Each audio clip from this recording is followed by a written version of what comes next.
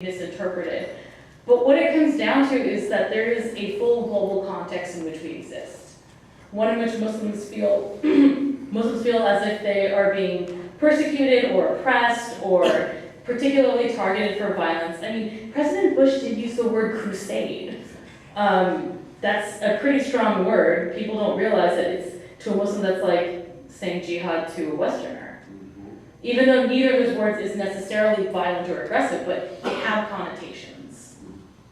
And so, if you look at the way the state of Islam today and the way the Muslim world is and the problems that go on, it's not necessarily that surprising that there is violence and problems and unrest. And Buddhist texts actually have been used to justify violence. World War II, Japan, Buddhist. They did use the idea of being loyal to your Buddhist Japanese group to justify it. So, that's just one small example, I suppose, but it can happen. Recent would be Sri Lanka and Thailand, I think.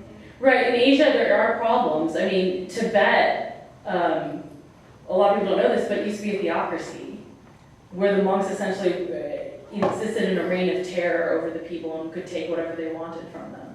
So I'm a little skeptical of this whole free Tibet thing. I don't know if I support it going back to being a theocracy. Yes? Certainly Buddhist ideals could be used for violence. But Yeah. you could interpret a cookie recipe as justification for your murder. Right. You just really crazy. Mm-hmm. But I don't know. I guess I don't have a particular question there, but Yeah. the Quran seems particularly close to the edge of going over the edges, waging a war and killing people. I would say no more so than the Old Testament, though. I agree with the Bible. It's just Christianity and Judaism has had a little more time to evolve, and Christian countries, or at least Christian-based countries, or countries that have a Christian majority, do seem to be more in power. And when you're in power, it's a lot easier to say, oh, let's believe in Jesus as a man of peace and not hear his sword comment. Whereas when you're a part of a minority and you perceive your group as being particularly targeted or attacked, then you're going to be more likely to go in the direction of violence, I would say. All right, I find headscarves, hijab, to be offensive. They are demeaning to women, they are dirty, and insulting to men. It implies we cannot control ourselves. Islam seems fundamentally anti-feminist and anti-democratic if women are inferior to men, comment. I have a whole chapter on Islamic modesty that I've been adding to constantly. I'll be writing about something else and say, ooh, there's one more thing about modesty, and go back and do that. There's so much to that, and there's so much variation in that. I mean, you see Muslim women walking around in t-shirts and jeans and no headscarves, and you see women completely covered up. The fixation with female purity, again, is not one that's particular to Islam. It seems to be existent in most patriarchal cultures. I disagree with it. I don't like the idea that a woman has to cover herself to prevent men from being incited to lust. It seems, again, demeaning to men and women. But a lot of Muslim women feel that covering themselves is a way of freeing themselves from false notions of beauty and superficiality. I certainly felt that way. When I covered myself, I would look at girls who spent 10 hours doing their makeup and hair and all that and say, I'm going to go read a book. I'm going to use that time to increase my knowledge and to become a better person rather than look nice. My feelings clearly have changed. I have time for both now. I try. But it really is how the person takes it. And it is true that women are supposed to cover. Men do have an area of their body they're supposed to cover, but it's definitely minimal compared to how much women have to cover. And I actually engage with Muslims on this a lot, especially online. Not necessarily the best way, but I'm not going to run around trying to find Muslims and talk to them because most of the ones probably knew me back in the day. So I hear things like, men are naturally more visual, so women should have to cover, but men not because men are naturally more visual. Which, by the way, may or may not be true. The research has gone both ways on that, so I can't really make a statement definitively about that. Ultimately what it comes down to is Muslims look at Western society and say, you all want women to be perfectly thin, large-breasted, pouty-lipped sex objects constantly. So they say, how is our way better or inferior to yours? Your ways to make them into constant sexualized objects, our ways to protect them, our ways to keep them covered. Yeah, and I find both of those things really problematic. I don't like the idea of women having to cover, and I don't like the idea that we have to submit to beauty norms either. So it's a tough call to make, I guess. There's a lot of things that are anti-feminist, and feminism has also taken different directions. I mean, there are plenty of Muslim feminists. They do exist. There are books written by them and all that. All right. Individual Muslims may have different ideas, but Islam is a monolith. Like the Catholic Church, there is only one flavor. It is not like Protestantism with many different official interpretations. Comment. This seems more like a statement than a question. I'm just going to put that out there. Islam is not a monolith. If you ask one Muslim a question and you ask another Muslim a question, they may have a different opinion. That on its own negates this idea that it's a monolith. There is not one flavor, there are so many flavors. And to claim that that is not the case is really to deny reality. I would challenge, if you think this way, I would challenge you to travel to 2 different Muslim countries and tell me it's a monolith. I've been to Pakistan, and I've been to Malaysia, and I've been to Saudi Arabia, and I've been to Londonistan. And I grew up in the United States, and everywhere I go, it's different. One example that I like to bring up is when I was a kid, I went to Arab-dominated Islamic schools. I did not go to ones dominated by Indians and Pakistanis. So it was very different for me. And I was sitting eating lunch, and my mother had packed rice for me, and I was eating it with my hands. And one of my classmates looked over at me in disgust and said, my father would slap me if I tried to do that. And I said, actually, you're supposed to eat this way because the Prophet Muhammad ate this way. So her dad would slap her for something that I thought was a religious obligation. Another example is that in a lot of cultures, showing the bottoms of your feet to someone is considered to be disrespectful. So growing up, we had to angle our beds so that our feet were not pointed in the direction of Mecca. The first time I visited an Arab Muslim friend's house, it seemed like all of the beds were pointing in that direction. And I remember thinking, so you guys sleep with the headboard at your feet? Is that what you guys do? No. They didn't, it was not part of their understanding. So again, there is, even on minor things like that, there's no monolith. There's no all-consuming consensus. Muslims wish there were sometimes.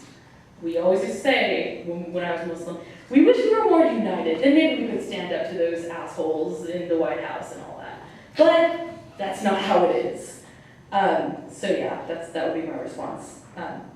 How do we address the horrible things people do in the name of Islam without creating more of a sense of other with those moderate Muslims around us? Excellent question. I just got back from the Freedom from Religion Foundation's conference, and something that a speaker said really rubbed me the wrong way about that. He brought up burqas, which, by the way, if you don't know what terms mean, please don't use them. Don't refer to a Muslim woman walking around with a headscarf as in a burqa. That's not what a burqa is. That's like me pointing at someone in a t-shirt and saying, that is a blouse. It's a completely different garment. So just call it a covering or a headscarf or even veiling. But it's really, really obnoxious for someone to constantly use the word, and I know what it means and they don't. This happens a lot. You would not believe it. I have had to correct one of my local community leaders so many times. He'd be like, so back when you wore the burqa, and I never wore a burqa in my life. That has never happened. I covered my hair, my neck, and most of everything except for my hands, face, and feet. People do horrible things in the name of Islam. Where I think it's different than criticizing other religions is that, yeah, there's a sense of other. When you have a Christian majority country, if you go up and say Muslims did this, it gives a sense that you think that all Muslims are that way. I guess just creating some nuance in what you're saying some Muslims do this, or in this country this happened, rather than, oh man, Islam, it was responsible for this. And also just being cognizant of your context, being cognizant of yourself, knowing words when you use them perhaps, saying the basic words correctly, that can help too. I mean, I think I dedicated a page in my book already to saying, stop saying Muslim and Islam, please. Where's the Z? Where did the Z come from? It's an S, guys, it's an S. So if you can't even say the terms right, then really, how do you have any sort of standing to make any kind of criticism? That would be my first thing. Again, it's context. You know, in atheist gathering, it's fun to sort of smugly laugh at stuff. Ha ha, look at those religious people and what they do. But in other contexts, obviously, it's kind of different. I'm not saying that's right, by the way. It definitely rubs me the wrong way sometimes. So to bring up the freedom from religion, what actually happened there, one of the speakers said, you know, he was talking about how much evidence it would take to believe in religion, because atheists, we get asked that a lot. So what evidence would convince you to believe? And so he was addressing that question, and he said, you know, it would take quite a lot of evidence for me to believe that half the population should be stuffed into cloth bags and beaten. And he used the word burqa, and he showed pictures of Muslim women who were fully covered. And that was pretty clear to me which religion he was calling out and what he was trying to imply. Most Muslims do not believe that women should be forced into cloth bags and beaten. I think I'm safe in saying that. I think I'm pretty safe in making that claim. But in that context, when, to be honest, it was all white people for the most part. There were a couple of us who weren't, but it was all white people, all older people, who, when they found out I was ex-Muslim, asked me if someone had ever tried to kill me. So there wasn't exactly an understanding of the nuances that go into this. So in that kind of a crowd, to make that kind of a statement is incredibly othering. Versus in another crowd, maybe saying something in a slightly different way would be different. I think it's context, I think it's your understanding, and I think it's what you're trying to say and who you're trying to reach. And that's incredibly important. But yeah, I bet that speaker didn't count on an ex-Muslim being there going, no. And I tweeted about it, and of course, as we all want to do in the skeptical community.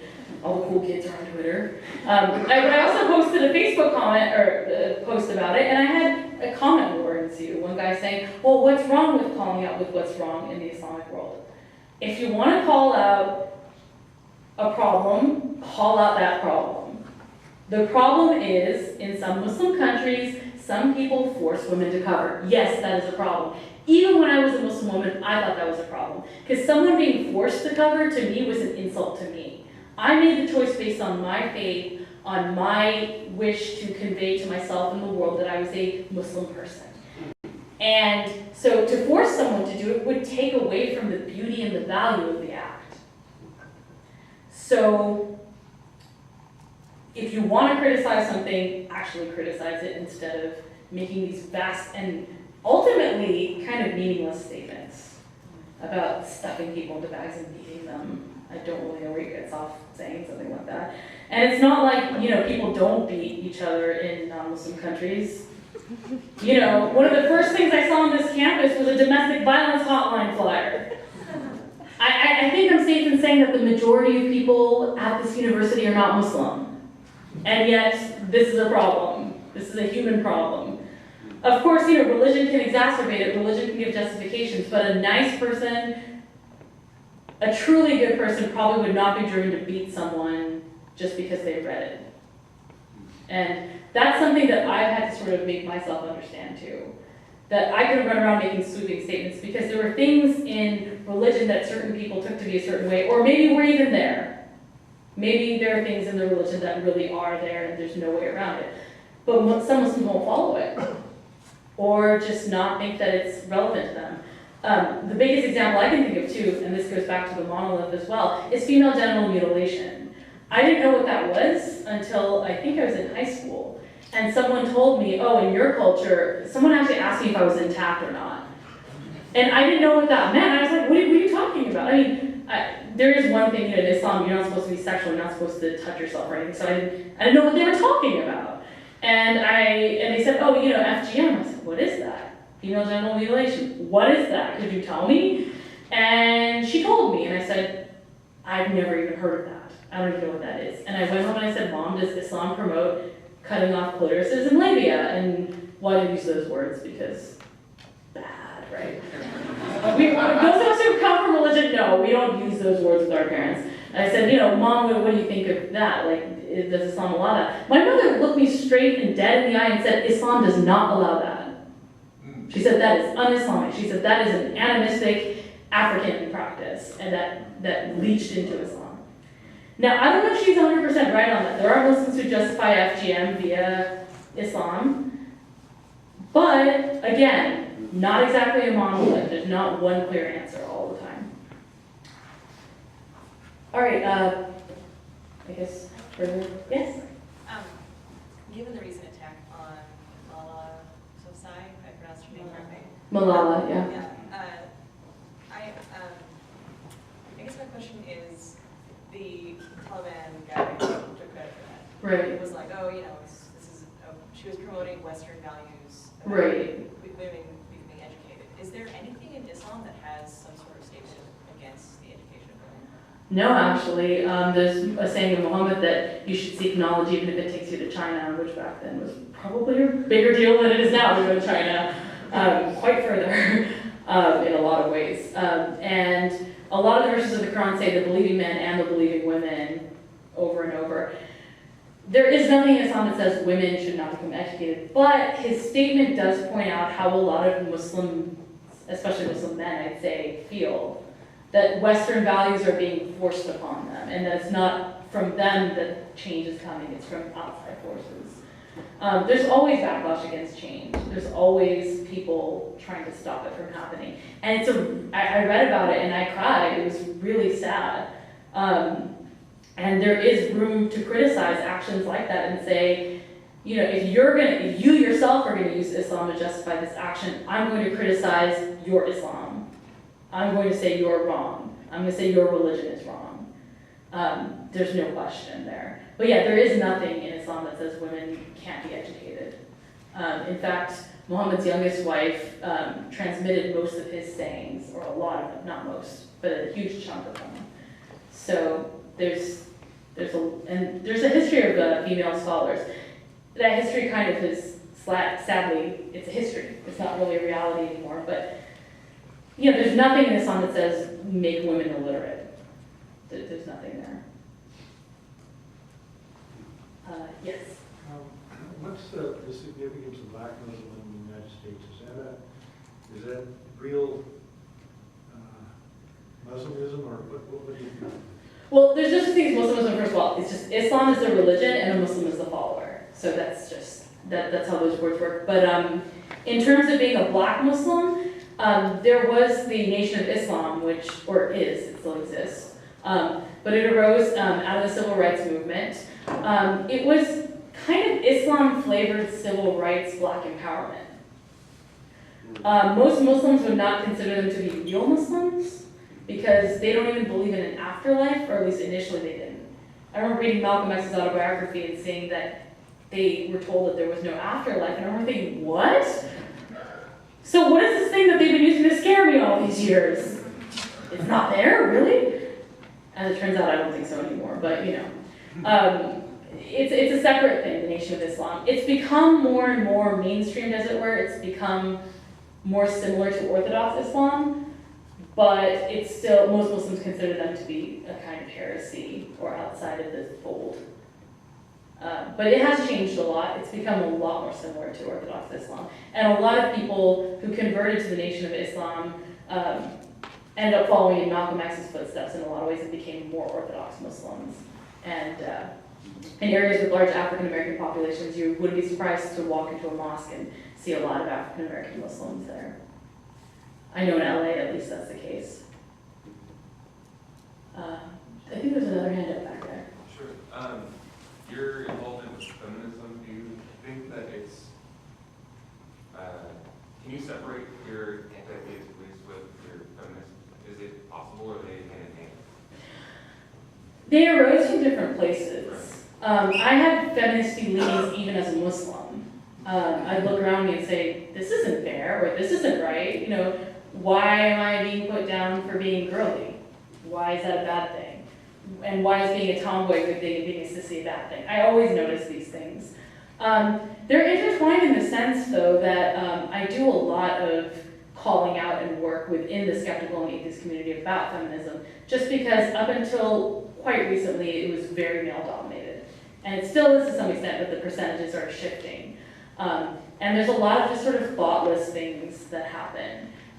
You can go to an atheist meetup and a bunch of guys are sitting around saying, "Women, am I right?" It's really alienating. It's really obnoxious. And so they have become intertwined in that way. In that I feel that my involvement within the movement, part of it is I am a woman and I need to sort of speak to these things. And then those same guys are running around saying there are no women at our meetups. Women are so dumb. They're not even women atheists. Well, maybe you drove them away. maybe the reason you can't get laid within your own atheist circles is because you've scared off anyone who might. And I do say that somewhat harshly, but I have literally seen the same guys complain about, oh, well, there's no sexism in the community. Women, am I right? Why are more women? Or, if I show up at a meeting, someone will say, why didn't you bring your girlfriends? What does that even mean? Am I some sort of Carrie Bradshaw with a gaggle of women just surrounding me that I can bring with me to things? No. Don't ask me where my girls are at, please. How do you know what my friends group looks like? And maybe those hot babes you're imagining I would bring with me that's not what my female friends look like, perhaps. So yeah, that's where they become intertwined in a lot of ways. And that's I think a product of the fact that the atheist and skeptical community it's going through some growing pains. When the word skeptic was said, I'm sure certain things popped into certain people's heads. Of course it did. And that's how and so it goes. So. Because I know in the last issue that they covered women in humanism, and that others more of a charge for calling for them to be involved. Yeah, I keep up with it as much as I can. There's a lot to keep up with. As my Christian pastor friend says, do every single one of you atheists have 5 websites each? Probably. Something along those lines. But yeah, there is the terminology debate I'm not really a fan of. I like the word atheist because it's confrontational, because people get mad about it, people want to, because I am what I am, and I just go with that. Humanist is a term that I identify with humanistic values, but when someone asks me what my beliefs are, I'm going to say atheist, moving on. Just so they know where I stand. Yes? I have 2 questions. Sure. One, I recently read a suggestion of a survey that maybe 20% of people are, identifying as having no religion, Right. and especially folks under 30. Mm-hmm. And I've certainly had experience with friends who want nothing to do with atheism because they're all angry white guys. Mm-hmm. But in fact, they are not very religious. And you mentioned that you had perhaps folks in the Muslims who are just choosing to be closeted. Yeah, ex-Muslims who, as far as the whole world is concerned, except for me, are still Muslim. So I'm wondering, have you thought about, or could you prognosticate about maybe what the future of unbelief is if people don't necessarily want to identify with atheism as an orientation, but nevertheless just are not very interested in the religious question? Well, I didn't really like the fact that research was being trumpeted as if atheism were on the rise, because just because someone doesn't identify with religion doesn't make them an atheist. It doesn't even make them non-religious. It doesn't even give them, you can't assume they don't believe in God. There are plenty of people, and I know a lot of them, who say, I don't really identify with a religion, but I have a personal relationship with God, or the creator force, or energy, or whatever they want to call it. So I didn't like the fact that all these atheist sources were saying 20% of the United States is atheist. No, it isn't. But there are definitely people who are atheists but don't want to identify that way. I think that just the fact that I'm doing stuff and other people who are not white, not male, are out there and doing more things, it's going to lead to more. You have to get your foot in the door, essentially, with tokenism to some extent. If it gets my foot in the door, so be it. But once you have more leaders, speakers, public faces who are not old white dudes, as it were, no offense to the old white dudes here, more people who are not old white dudes will say, hey, I guess I can be a part of this. You know, there are leaders who look like me, who have similar backgrounds to me, and I am more guaranteed of a safe space. Because it can be tough being part of any kind of minority. You know, you walk into a space and everyone is part of the majority, you're not sure if they're gonna have your back. You're not sure if they're gonna say something racist or sexist or transphobic or homophobic. But when you have more visible people there, you say, okay, there's gonna be someone here. It's going to matter. And I like to sort of bring it up this way, and when people say, why does diversity matter? I say, well, if you heard about this reading group and you're like, oh, that sounds really cool, and you walked in and you're this white dude, and it's all black women, what do you think? That you belong there? Probably not. You're probably gonna think, did I show up to the wrong meeting? You know, what's going on? So that's kind of how it goes. But I think more and more people will be more willing to identify as atheists as the term is sort of expanding in terms of its scope. And I don't necessarily mean that it means more than what the word means. I mean more people. And yeah, I would say that there's probably going to be more. More people are going to become uncloseted. I know an ex-Muslim. That's weird. For years I did not. But a young man who grew up in the exact same community and city as I did, I think we're even distantly related or something. And we knew all the same people. We never crossed because we were both very religious and believed in gender segregation. So we never interacted until we both independently left Islam and then became best friends because, well, we understand each other.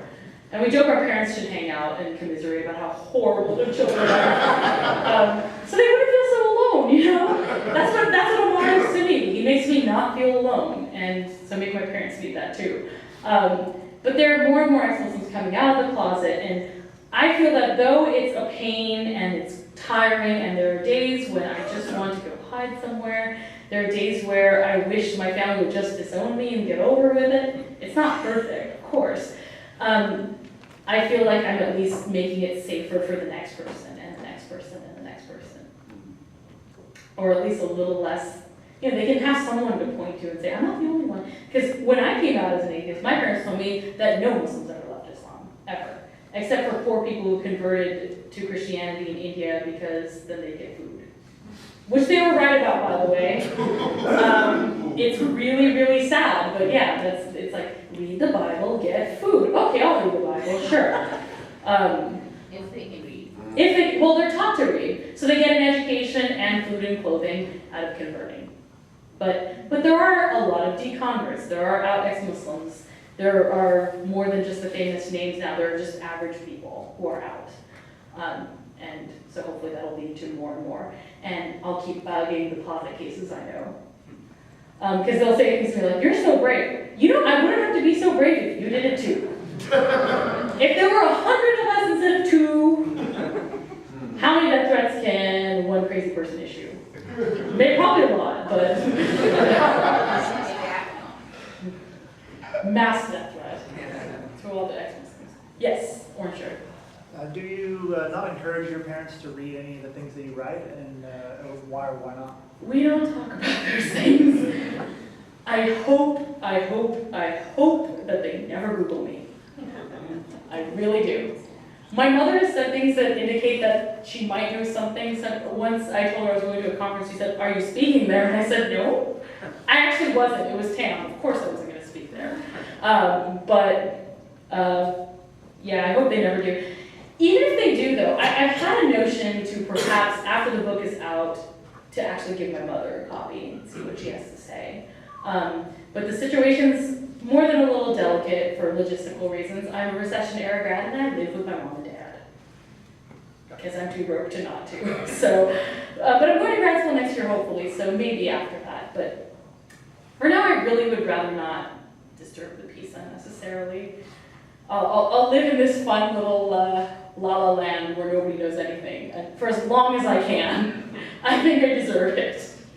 Yes? I have a question about sensitivity. Obviously, you were a Muslim, so you know what is taboo, what is not supposed to be broken, and you were sensitive about it. Like when you're with your family, you do not offend them necessarily, right? Yeah, just as like this, I would wear a jacket and pants. So yeah, even something as simple as that. So the word, several instances in the past years where Western cultures were viewed by Muslims as insensitive by criticizing or making fun of the Prophet or other issues.